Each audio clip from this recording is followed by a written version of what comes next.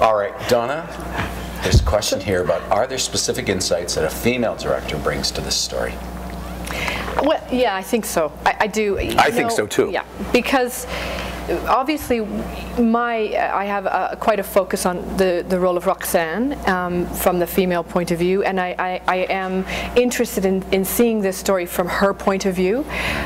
So I've been exploring that. Quite interesting, because I can't remember a production of this play where that was the case. It's changed things slightly, and our Roxanne is Amanda Lissman. She's absolutely fantastic and beautiful. Yeah, she's and a beautiful girl, and very smart and strong actress, and we've enjoyed that journey together, that we're exploring that. It's a little bit of a club that we're seeing things privately, and I think that's starting to really help the scenes in the relationship. It's changed the dynamic with the men too. And I think also the other thing I'm asking from the male characters in the show is for them to perhaps explore their relationships on a slightly more emotional level. So it's easy in this piece to sort of to gloss over those scenes. It's very heroic. We pulled out a sword and we cut off somebody's head. The verse keeps going da da da da da. But I'm asking these guys to sort of dig a little bit deeper in this, right. to explore those friendships or not, Right, so it's not just a series of costumes and swords, but people who have something to lose. And sometimes men don't, they don't really want to go there with those friendships, and so it's sort of diving into, like the character of Labray and Cyrano's friendship. And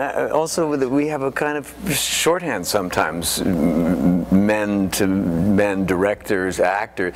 It's different. There's a lot left unsaid, and Madonna is not shy about saying precisely what she thinks, and sometimes it's much more naked and revealing than me and Mike Sherrow, who's playing Christian, we kind of look at each other and go, yeah, I wasn't really going to play that, but I guess I could think that. And it's been a revelation to me, and it's opened up all kinds of possibilities and stuff that, although I'm not prepared to give any of the money back, I simply didn't act before, so that it's all new.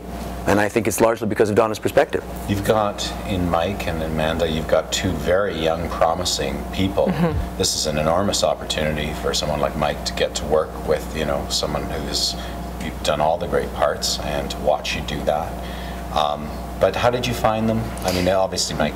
Mike has done a tremendous amount of work at other festivals, and he's someone I worked with recently on a show, and I mean, he's extraordinary. Canadian stage show, Wonderful Life, and which was wonderful. Thank you. Yeah. He's he's an extraordinary actor and a wonderful human being, and I think the chemistry between Colm and him was very early on. I saw that. Is it okay, or are they like two bucks on a beach? You know what? I saw Mike outside. I'm going to tell the story really quick. When we went for the callbacks, Colm came in, and Mike was sitting outside having a coffee. He was reading the sides, getting ready to come in, and Colm walked by. And I said, he goes, well, who is he? What is he? Where is he? And I pointed. He says, it's him. And Colm went, oh, yeah, of course it is. Of course, and all of Cyrano and Christian and stuff, he's beautiful, He's really handsome. And of course he said, of course he is. That's him. All right. Yeah. And from there, it was fantastic with the two of them. And then Amanda was an absolute discovery, and she's a very exciting actress, and I think she's. I think it's a real gift to have her for our audiences here to see her for the first time.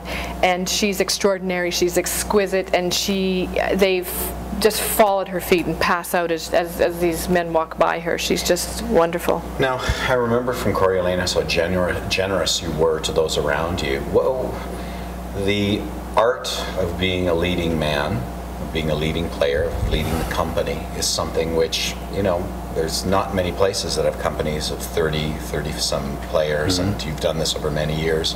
What's your philosophy behind that? What do you see the role is that you assume in a play like this, or the Scottish play?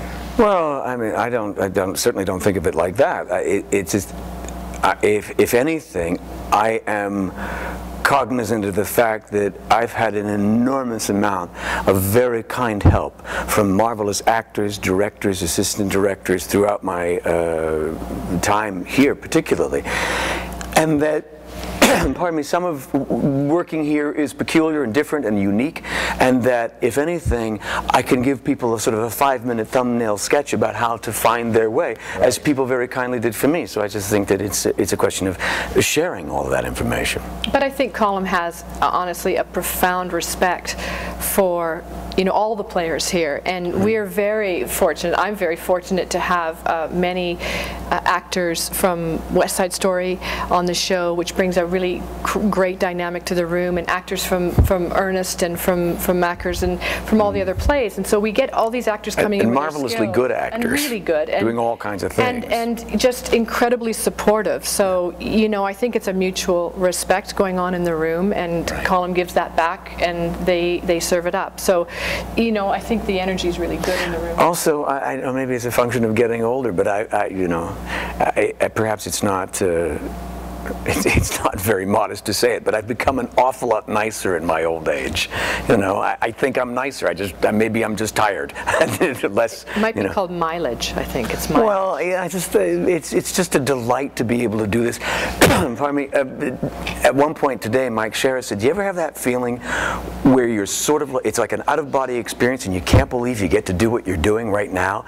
I said, "Yeah." He said, "I'm having one of those right now," and I have one of those all the time here, and it costs nothing to be civil. Why not share? All right, we have a question here about getting older, Colm, from one of the viewers. The question is, has the nose ever fallen off in performance? No, but the mustache has, and the mustache was glued right to the below the nose. In the last one we did it. I was talking, and I looked at Bernard Hopkins, who was playing Ragueneau, and genius he was, and he went. And I turned around, and before I knew it, he was back on stage with a bottle of glue.